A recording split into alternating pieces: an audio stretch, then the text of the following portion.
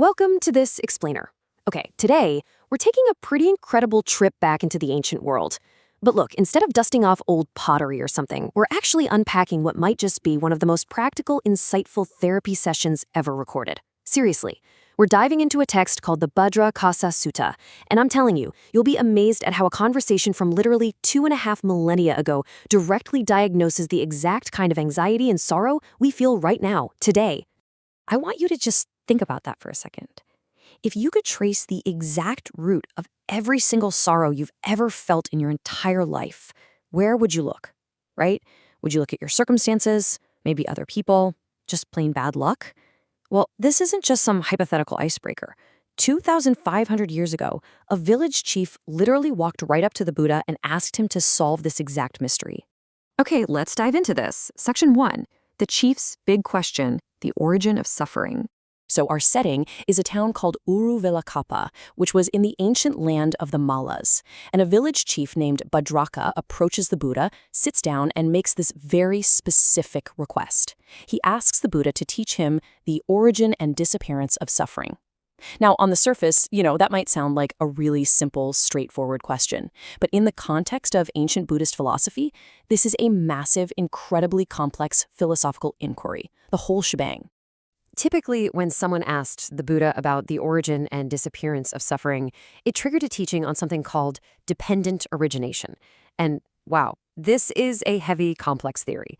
It usually involves these really abstract metaphysical concepts, chains of causation spanning past lives, the mechanics of rebirth.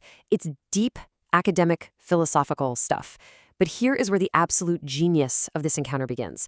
The Buddha looks at this village chief and immediately recognizes, yeah, Bhadraka just isn't ready for that kind of advanced, heavy theory. Which brings us to Section 2, a masterclass in teaching, adapting the lesson. And this brilliantly illustrates the contrast between what Bhadraka technically asked for and the practical psychology the Buddha actually decided to deliver instead. The Buddha literally tells Bhadraka that if he were to teach him about the past or the future, Bhadraka might just end up with more doubts or uncertainties. He'd probably be sitting there thinking, wait, did I exist in the past? What's going to happen to me in the future? So rather than getting totally bogged down in all that abstract metaphysics, the Buddha pivots completely. He switches to practical, highly observable psychology. Just look at this incredible quote. The Buddha tells him, I will teach you about the origin and disappearance of suffering as I am sitting right here and you are sitting right there. I mean, just feel the intimacy of that statement. The Buddha grounds the entire lesson right in the immediate, observable, present moment. He completely removes all the guesswork and doubt.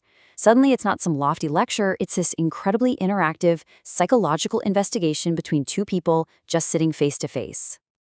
Moving on to Section 3, the village hypotheticals, Socratic questioning. So the Buddha starts using these really relatable hypotheticals right there in Bhadraka's own town. He asks him a genuinely startling question, and actually, I'll pose it to you right now. If certain strangers here in your town of Uruvelakapa were executed, imprisoned, fined, or condemned, would it cause you sorrow, lamentation, pain, sadness, and distress? Notice what he's doing here. He takes this massive, universe-sized philosophical question and scales it right down to the local, everyday street level. Well, Bhadraka thinks about it for a second, and he answers completely honestly. He admits that, yeah, for some people in the town, if they were harmed, it would cause him terrible sorrow. But for other people in the exact same town, if those exact same horrific things happened to them, it would cause him absolutely no sorrow at all. And this right here, this is the absolutely crucial turning point in this whole psychological investigation. So the Buddha follows up and asks Bhadraka, what is the exact reason why the suffering of some strangers causes you pain while the suffering of others does not? Why does the exact same external event produce two completely different internal realities? I really want you to think about that in your own life for a moment as we set up Bhadraka's big aha moment. Which brings us right into Section 4, the root of suffering. We are now reaching the core psychological breakthrough of the text. Now, what's really interesting about this slide is that the Buddha doesn't just, hand him the answer. Bhadraka discovers it entirely himself. He replies, the people regarding whom this would give rise to sorrow are those I have desire and passion. The people regarding whom this would not give rise to sorrow are those I don't have desire and passion. It hits him like a ton of bricks. Bhadraka realizes the pain isn't inherently in the event itself. the pain is entirely dependent on his own internal attachment to the person it's happening to. Let's just walk through this brilliant realization step by step because it's so good. First, the external event, the harm coming to a villager, is absolutely identical in both scenarios. Second, the internal reaction, Bhadraka's sorrow, is completely different.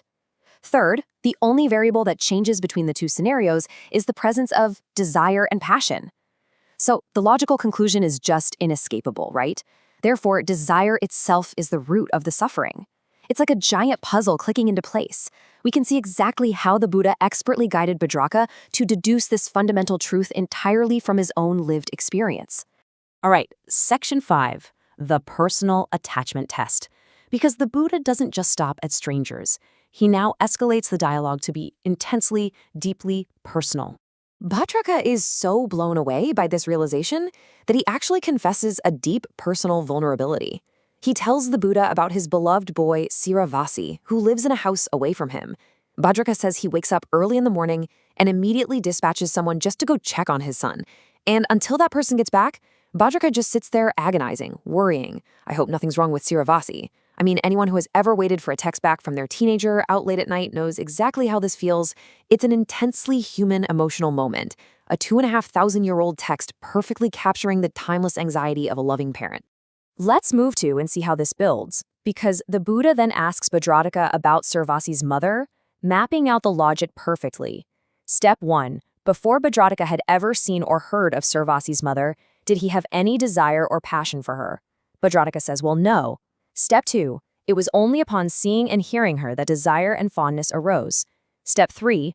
Now that this desire exists, if she were to be executed or imprisoned today, would it cause him immense sorrow? Bhadraka basically replies, how could it not? The Buddha proves, sequentially, that desire always precedes and gives birth to sorrow.